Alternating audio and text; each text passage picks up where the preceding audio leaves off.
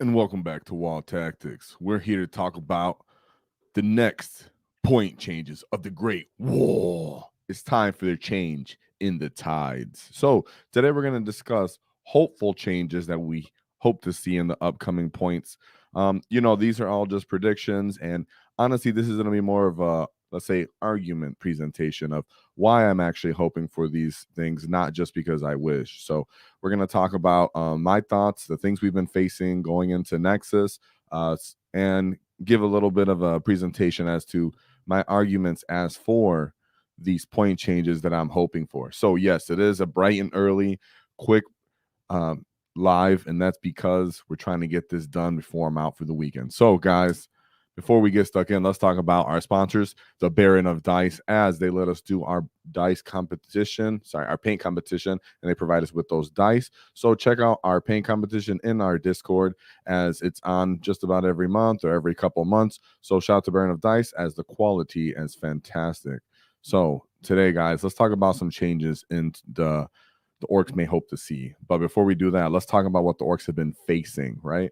So right now we're sitting at an approximately 42% win rate overall as of the last, let's say, 10 weeks. You know, it's always funny how this shows up because, yes, we're at a 42% win rate, and it's very valid, as a lot of people are struggling with roughly 3-2, 2-3, and then really topping out at like a 4-1, as Orks aren't winning any events. The one that did win, the one player that did win, that was contested and retracted, so we're just not going to count that, right? Therefore, you look at the Orks percentage with win rate, and you also look at something like Dread Mob, which I just showed earlier this week, was sitting at a 30% weekend win rate as of the time of this recording. Why does that happen?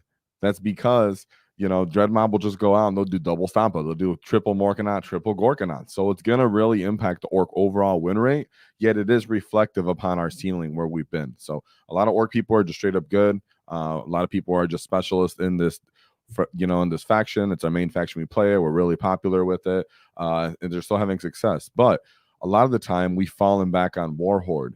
Yes, this is live, and this is live. So we are falling back on Warhorde for the most part since Pariah Nexus has happened. Everybody can kind of understand and agree that Bully Boys were hit too hard, Green Tide was hit too hard, and for the most part, Orks being so limited on keywords made other things very limited as well, such as Speed Freaks or the Hunt, which the Hunt has so many limitations as well, which is unusual, and more we're looking at the codex that have come out.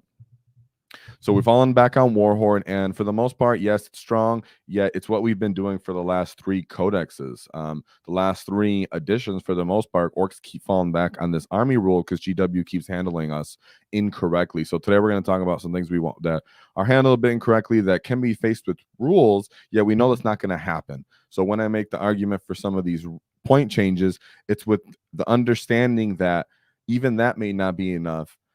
And that in reality, we're looking at some rule changes we hope to have.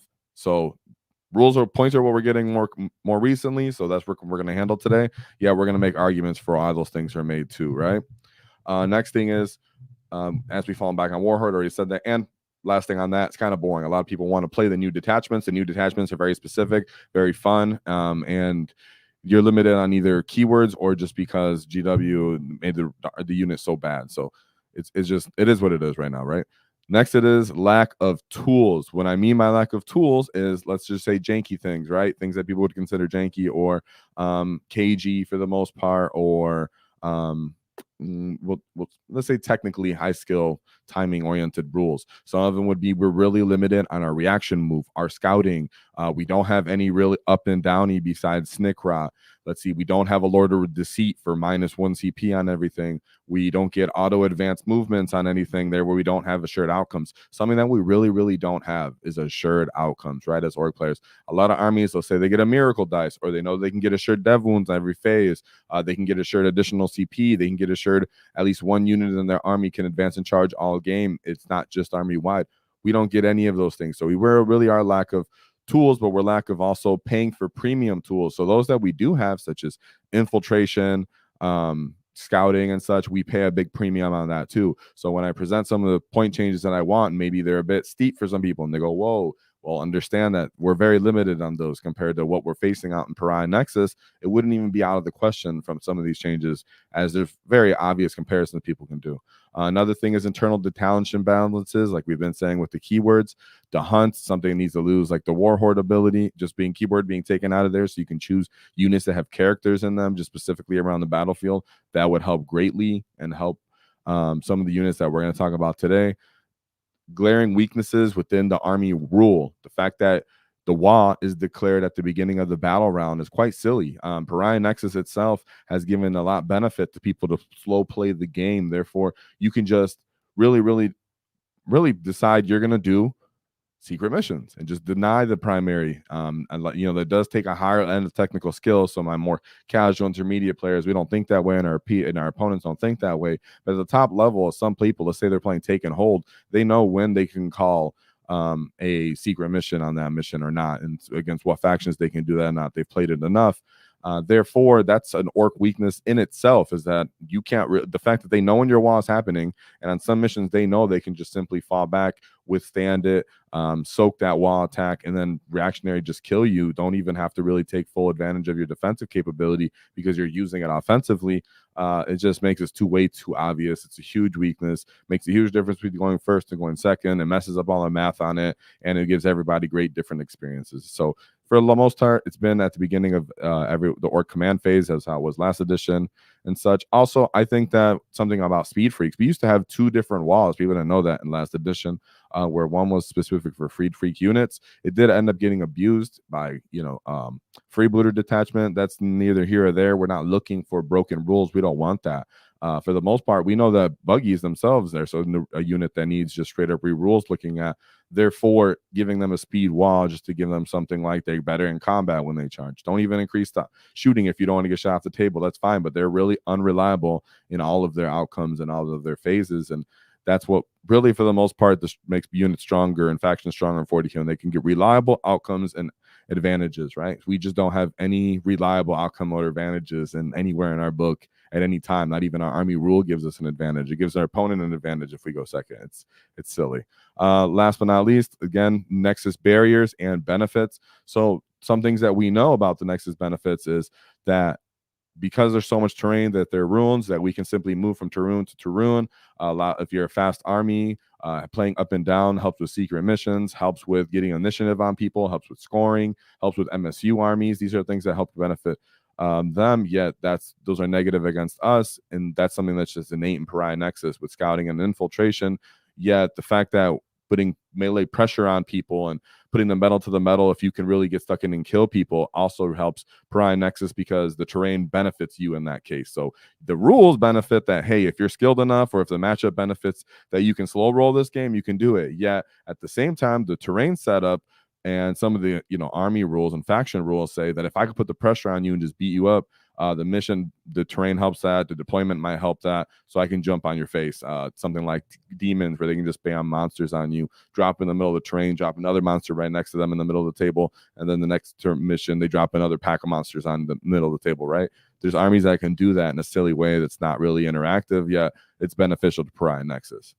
So Orks, we want to counter that, and some of the units we're going to present for point changes are going to be for that reason, and some of them just need rule changes. So let's just get into it now that we've kind of set that as the balance. Not set this balance, sorry. Set that as like the standard and kind of like the baseline while we're talking about this today. And something that you take into consideration, as we like to always do around here, some context, right?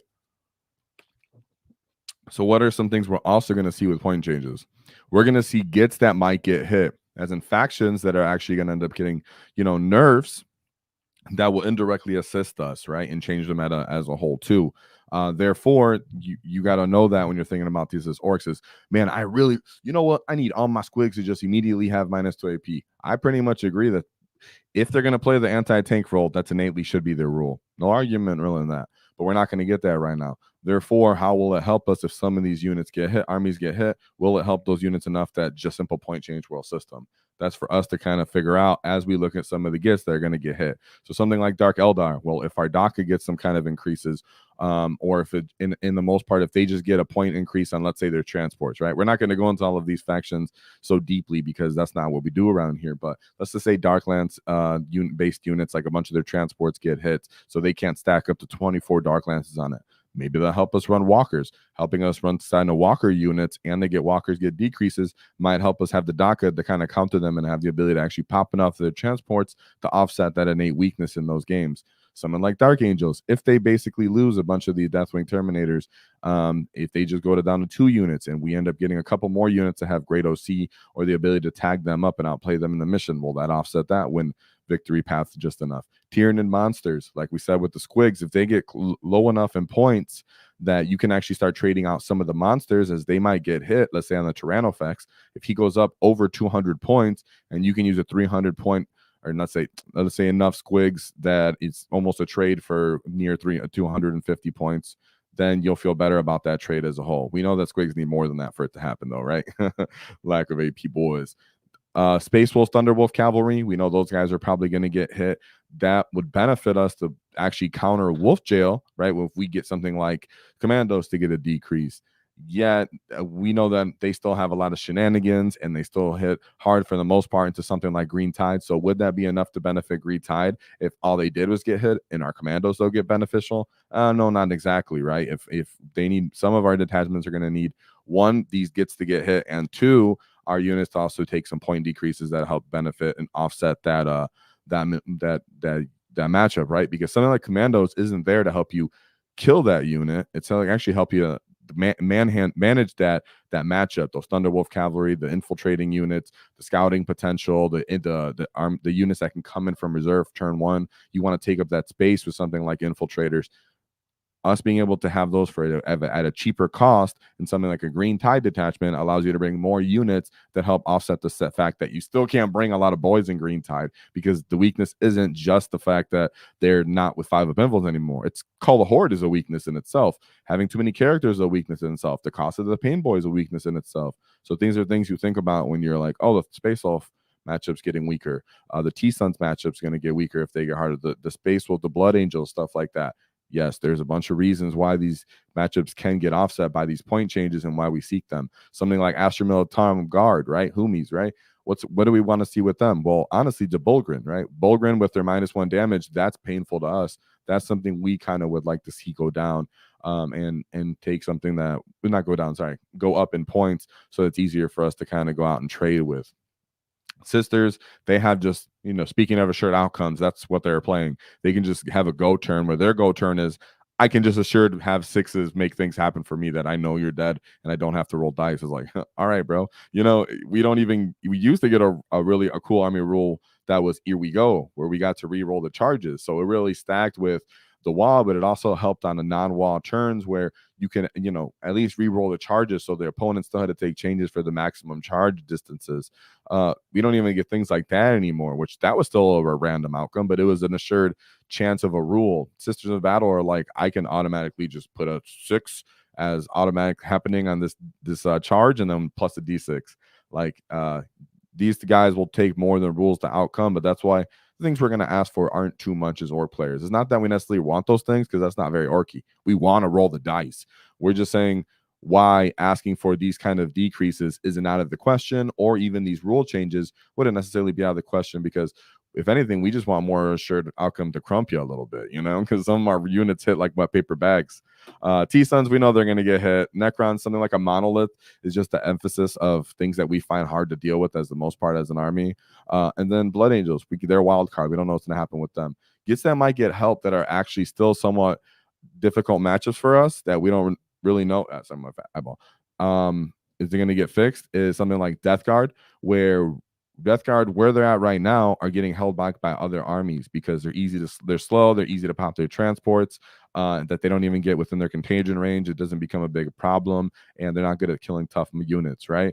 Okay, well, against Orks, being able to stack -2 to hit and hitting us in melee does become a just innate difficulty against us. If they start getting really cheap Terminators like they were doing, if they get any kind of, let's say, allies that have benefit them enough, that could be something that I could see coming. Not that I'm calling it, but let's just say that could be something that makes them more difficult outcome. Tyranids, if they continue to get some kind of buff, their army-wide rule is kind of here and there, but when it does go off, it can really offset our army, on top of the fact that their monsters trade really easily. Leagues of Voltan is one of those matchups where, like I said, premium tool costs, where they have a ton of just, hey, I'm going to scout, and then now I have infiltrators for 80 points. Like they said, we're paying 135 points, and we have to take a fat unit of these boys. That's kind of silly when other armies can just bring three-man units and understand I'm going to use one for throwing away for blocking, one for scoring, and one for late game because it can go uppy downy. When we don't even we get that on one character. So asking for point decreases on these units isn't because we're being greedy as orcs or because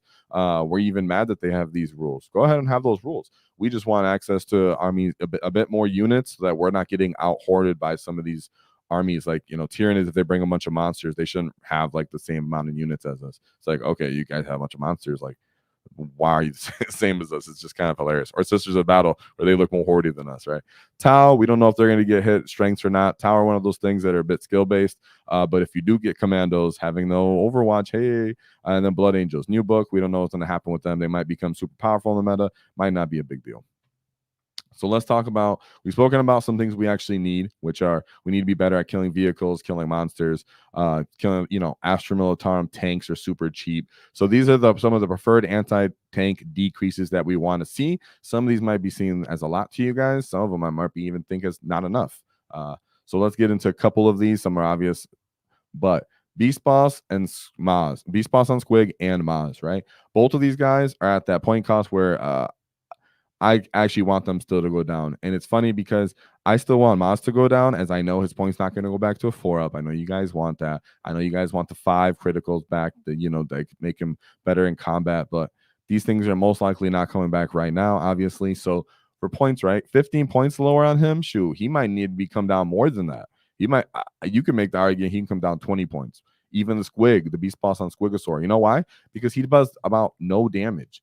He's virtually no damage without Edwampa skill chopper. So you're paying for the enhancement, at least offset some of the costs on that enhancement, because he's going to get it to be worth anything anyways. So regardless if he's playing into Hunt or if he's playing in Warhordes, Beast Boss on Squigosaur, I want to offset the cost of his enhancement cost, 15 to 20 points. I want to see that come down.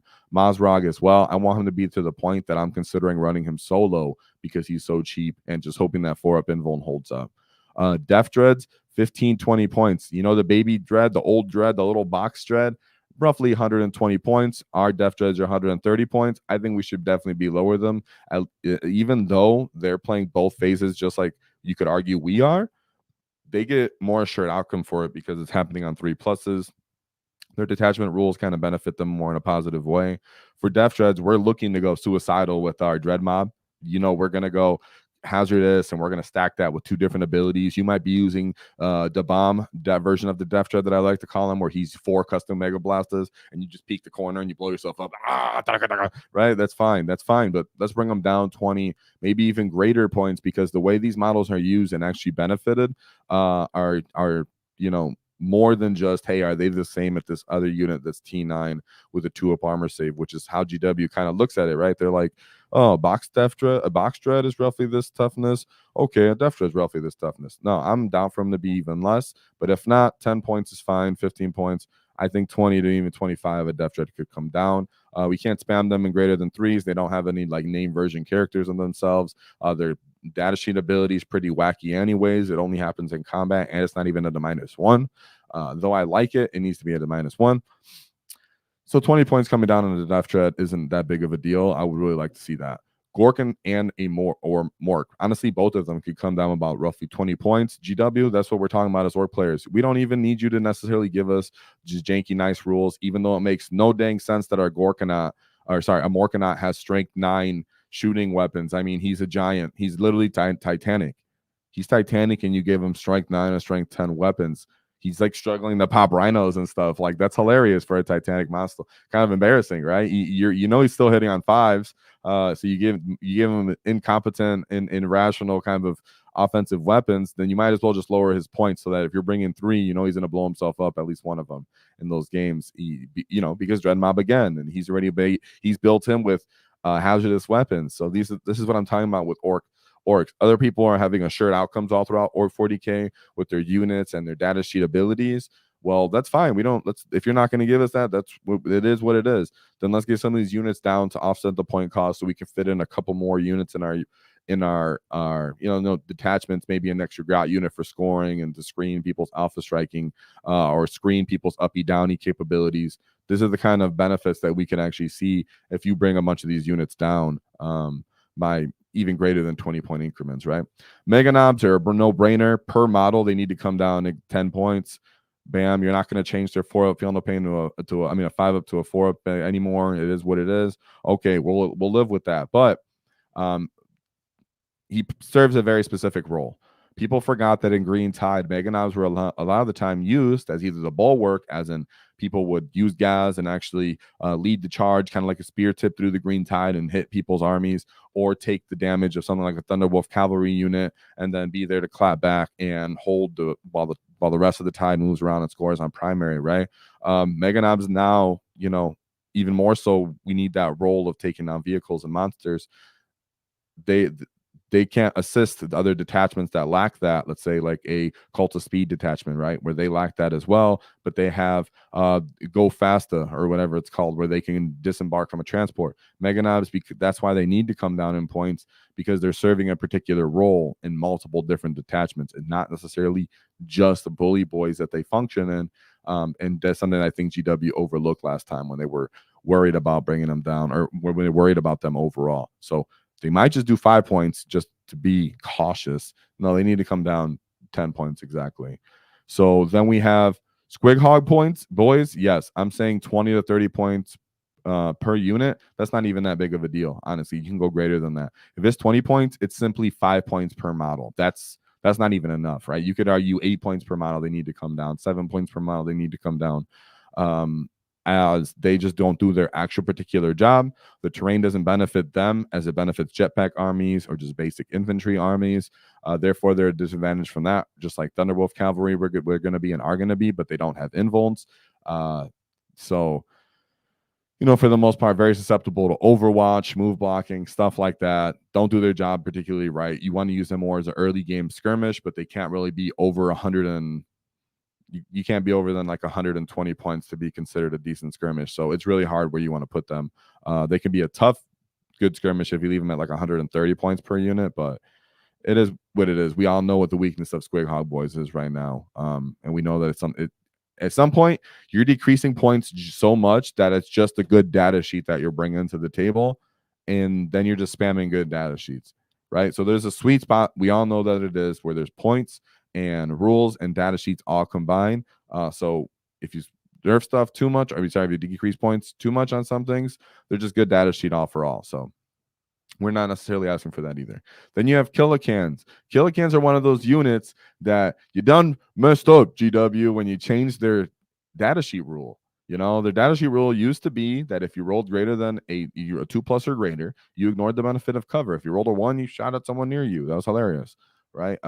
Now that changed to you can do a D6 damage to yourself just when you shoot, right? It's like, what are you doing? And that Dread Mob, I'm going to probably kill myself anyways.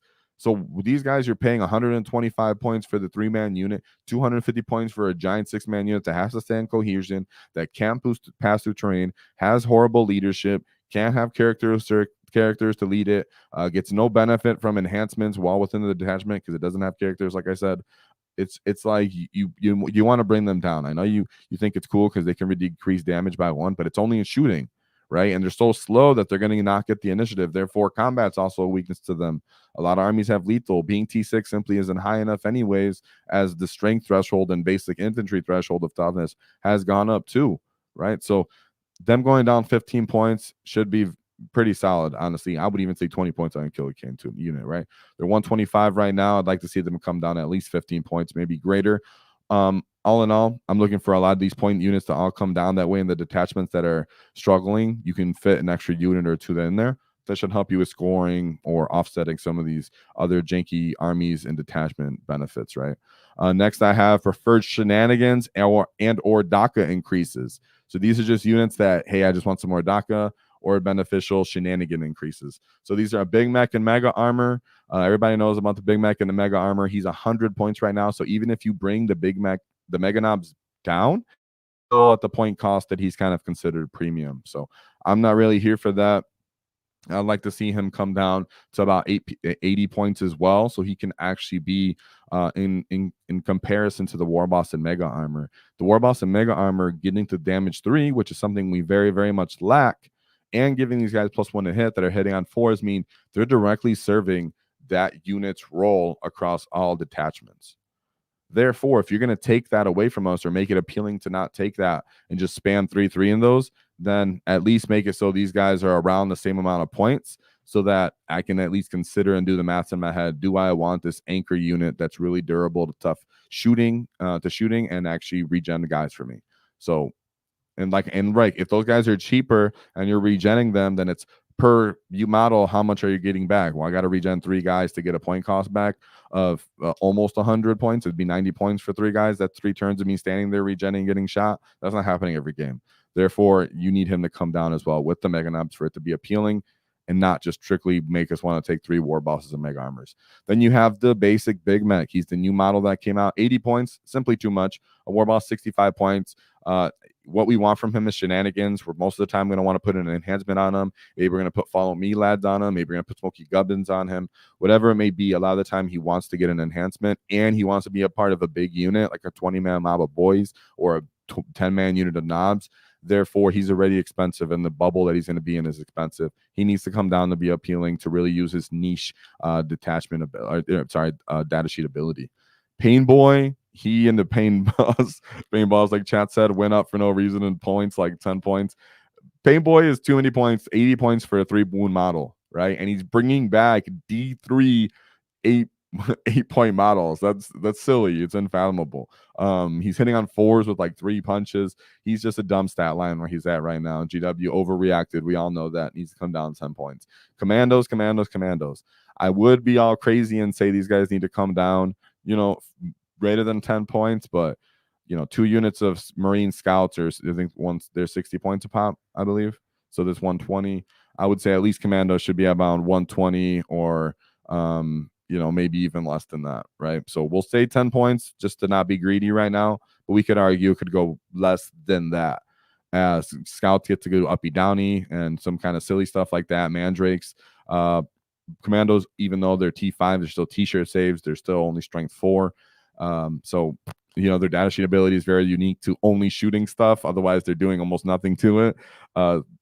So I can think Commando should be coming down anyways, regardless of what it is. So minus 15 points would be probably a better sweet spot. I was trying to be cautious here with not be greedy on my infiltration, but I know org players out there are like, I want to spam 3 units of Commandos. I'm like, all right, let's get them nerfed. Like, all right. Then we have Devcopters. Devcopters are the only other unit that innately has deep strike other than Storm Boys.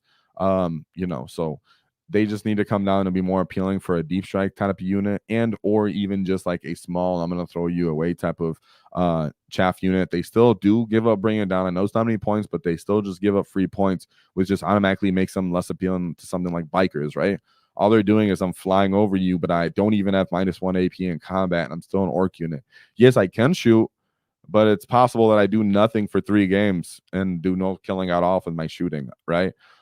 So Devcop is something that can come down just because try to make it more appealing to bikers and buggies and storm boys and just bring them down a little bit more. It's wouldn't be out of the question. Burner boys, they need to come down to be more appealing because Ludas are pretty much all over the place, and burner boys data sheet ability is too niche, right? Too niche. You have to get within 6 inches of them, and they have to be an objective. My flamer is only strength 4. I don't have additional AP on this flamer.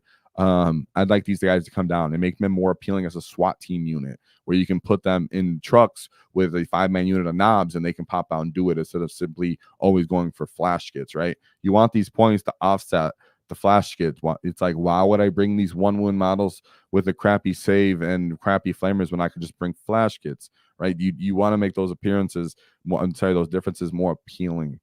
All buggies should just be 70 points, right? Stop playing games. And it's because we know that their offensive potential is just not reliable. Sure, it can spike and do something awesome one game. Another game you might just do nothing, right? And we're talking about RTTs, GTs, Crusade games where you need them just different games for something to happen. Just make them a flat 70 points. That way their data sheet ability becomes to appeal to them, right? If I'm bringing custom booster blasters, it's because I'm looking for -1 hits. If I'm bringing rocket truck, squig buggies, I'm looking for that data sheet ability. If I'm looking for Boom Dakka Snaz Wagon, I'm looking for the aura of -1 to hit. If I got the shotgun drum because I was looking to teleport, just strictly go away. Make it that their data sheets to appeal and their weird toughness of T7 on a little vehicle. But they have huge bases and stuff. So they have so many innate weaknesses. Make them all just the same, because in reality, they're all the same in unreliability. Therefore, the only thing that's different about them should just be the data sheet thing that makes them more cool. And then Weird Boys coming back, -10 points. We need Green Tide, needs some love anyways. Also, it gives us a little bit more chance to stick in that Weird Boy so we can have a little bit of a tech piece to do secret missions, or to deny other people's secret missions. And I don't think that's really asking too much, right? So, and yeah, like everybody's saying in chat, I'll quickly do the chats before when I'm done with this, as I am at the end of this. So those are some of the point changes that I have. So let me look at the chat real quick before I give my final thoughts. People are talking about new skulls for tank busters. Tank busters, I didn't even address them because they'd have to be 50 points per unit for me to even consider them. Not even use them, just for me to consider them, right? And other rule changes you could just talk about that are simply easy, right? Let's say Death Dreads. So Death Dreads could be -3 AP. I don't want them to be -2 AP. That's silly for what I'm paying for that chassis. The custom Mega Blasters are -2 AP as well. It's like, that's silly.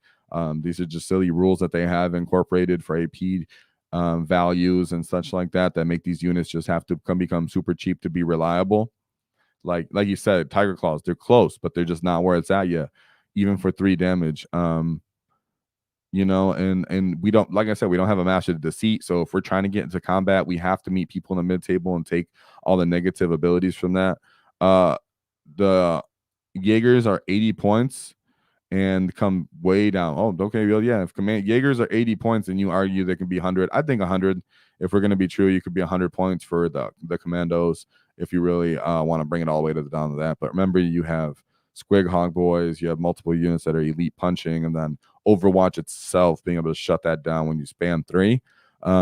If you get them down to something like 195 points, we can get the point that they might need just to go back up, just because people spam 3 of them. It just really messes up certain matchups like Tau, right? So you don't want to have just one data sheet can just turn off an entire faction. I know Tau have their own scouting and infiltrators too, but I like at the beginner level, it just becomes hilarious for people just to get shut down. But they could just come down even more than that. 135 is just silly for how much infiltration and scouts people get in the game. Yeah, Space Marine Scout is 65 for 2 wound models. Scouts, yeah, I know. So you can even argue they can come down even more than that. See, I'm glad to see the community speaking for that, and that makes it even better for me, right? So with that all in mind, it's time for a change in the tides. So these are my thoughts going into the possible point changes and why I make the, argument for these point changes, why you could even be more generous with them and it still be all right. Some of the things to look out for, even if point changes do happen, are the factions that are going to get benefited from it, or factions that are getting hurt that are currently doing good, good work into us, right? That are having a good time against us. We want to see what happens when those guys come down. Maybe it makes our dreaded weaknesses not so dire, right? But for the most part, people still make it work. Orc players can always make whatever we got function, because we don't have nice things, we make nice things, right? So with that in mind, there's always one thing to keep in mind, is don't cross our wall, because we not get T-foul. Whoa!